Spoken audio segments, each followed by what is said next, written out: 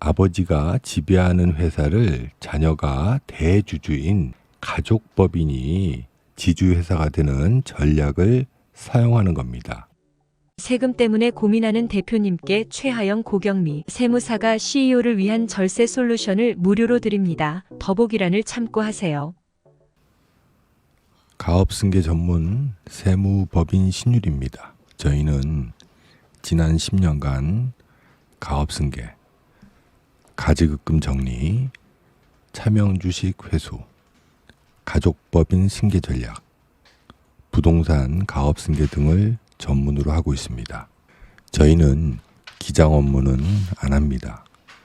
2024년 세법 개정안 중에 가족법인에 관심이 있는 대표님들이 꼭 들으셔야 할 영상을 준비했습니다. 2024년 12월 31일까지 실행 가능한 전략입니다.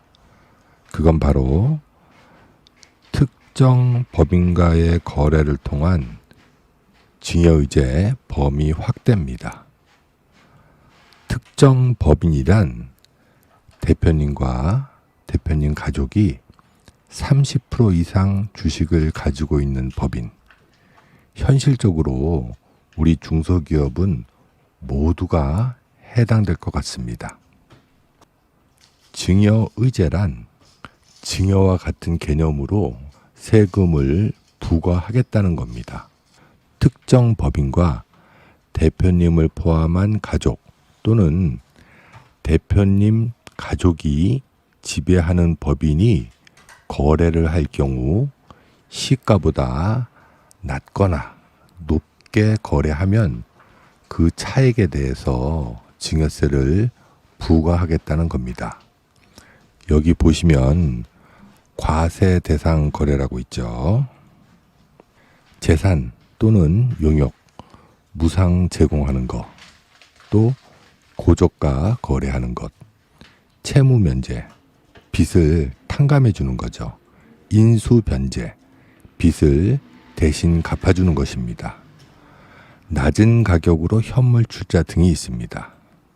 그런데 2025년 1월 1일 이후부터는 자본 거래를 통한 이익의 분여가 증여의제에 포함됩니다.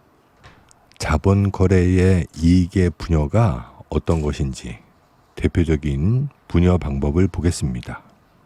우리가 가족법인을 설립하는 이유, 이 전략을 사용하는 것은 바로 세금 때문이죠. 우리나라 현 시점의 상속 증여세는 30억 초과분에 대해서는 50%죠. 과도한 상속 증여세를 절세하려면 세목을 바꿔 증여세로 내야 할 세금을 법인세로 합법적으로 변형해 납부하면 세금이 줄겠죠. 다들 아시겠지만 법인세는 2억까지는 9%, 2억 초과분에 대해서는 19%죠. 50%의 상속증여세를 50%의 세금을 19%의 세금으로 끝내는 거죠. 저희가 그동안 실행했던 한 가지 방법에 대해서 말씀드리겠습니다. 24년 말까지 가능한 전략입니다. 기존 아버지가 지배하고 있는 A법인, 이 A법인의 주주 구성을 보면 아버지가 90%, 또 자녀 법인이 10%를 갖고 있습니다. 아버지가 18,000주, 자녀 법인, 가족 법인이죠. 2,000주를 가지고 있습니다. 사업이 잘 돼 액면가 10,000원짜리의 주식이 지금은 100만 원 혹은 1,000만 원이 되어도 상관없습니다. 이때 가족법인만 액면가 10,000원에 2만 주를 증자했다. 증자에 가족법인만 단독 참여하면 증자 후 아버지는 18,000주, 가족법인은 22,000주가 됩니다. 그리고 지분율은 아버지 45%, 가족법인이 55% 이렇게 되죠. 자, 그러면 당연히 이익을 본 가족법인은 어떤 세금에 대한 문제가 있을까? 또는 가족법인의 주주, 우리 자녀에게는 어떤 세금에 문제가 있을까 생각하게 됩니다.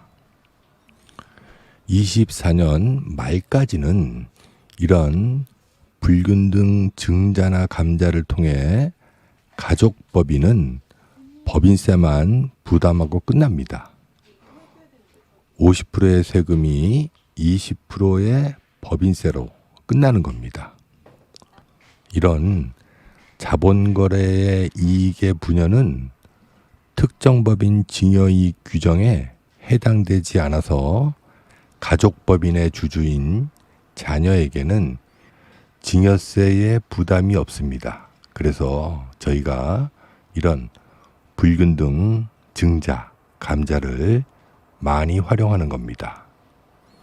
현재 특정법인 증여이익 규정을 다시 보겠습니다. 상속증여세법 45조 5 특정법인 증여이익 대상 거래라고 나와 있죠. 자, 첫 번째는 재산 또는 용역을 무상으로 제공하는 것. 자, 두 번째는 재산 또는 용역을 통상적인 거래 간행에 비추어 현저히 낮은 대가로 양수 또는 제공하는 것. 세 번째는 재산 또는 용역을 통상적인 거래 간행에 비추어 현저히 높은 대가로 양도 또는 제공하는 것. 네 번째는 그 밖에 이와 유사한 거래로 대통령령으로 정하는 것. 자, 이렇게 네 가지에 대해서만 특정법인 증여 이익으로 규정하고 있죠. 그런데 25년부터는 이런 불균등 증자나 감자를 통한 자본 거래에 의한 이익의 분여도 과세 대상에 포함됩니다. 그래서 우리 회사에 이 전략이 꼭 필요하다면 올해 안에 하시는 걸 추천드립니다. 또한 상속증여세법 시행령 34의 5를 보셔야 되겠죠. 이런 특정 법인과의 거래를 통한 주주들 이익이 1인당 1억 원 이상인 경우에만 과세하고 있죠. 그래서 현재는 불균등 증자, 감자는 과세에 대한 법 자체 규정이 없지만 내년부터는 이 전략에 대한 한계, 한도가 생기는 겁니다. 이 전략이 왜 효과적인지 예를 들어서 세금을 계산해 보겠습니다. 기존에 우리 회사는 주식 가치가 100만 원이고 우리 대표님이 80%, 또 배우자분이 20%를 갖고 있다고 가정해 보겠습니다. 이 회사의 가치는 100억입니다. 첫 번째, 아버지가 가지고 있는 20억의 주식을 자녀에게 증여하면 자녀는 당연히 증여세를 내야 되겠죠. 20억에 대한 증여세는 6억입니다. 그래서 아버지는 증여세를 내야 할 현금을 따로 10억을 증여합니다. 주식 20억, 현금 10억, 이렇게 총 30억을 증여하면 증여세는 거의 10억을 내야 합니다. 자녀는 10억의 증여세를 내고 주식 20억을 받을 수 있습니다. 아마 20억, 20%, 20%를 중요하게 생각하는지는 다들 아실 겁니다. 두 번째, 매매로 주식을 사오는 경우입니다.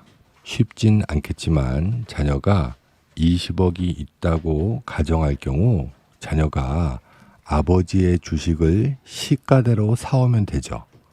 자녀는 문제가 없지만 아버지는 액면가 10,000원의 주식을 시가대로 매매하면 주식에 대한 양도소득세 약 5억 3천만 원 정도를 내야 합니다. 이러다 보니 우리가 이제 불균등 증자를 하는 겁니다. 이때 이익을 본 가족법인은 법인세 4억 정도만 내면 끝나는 겁니다.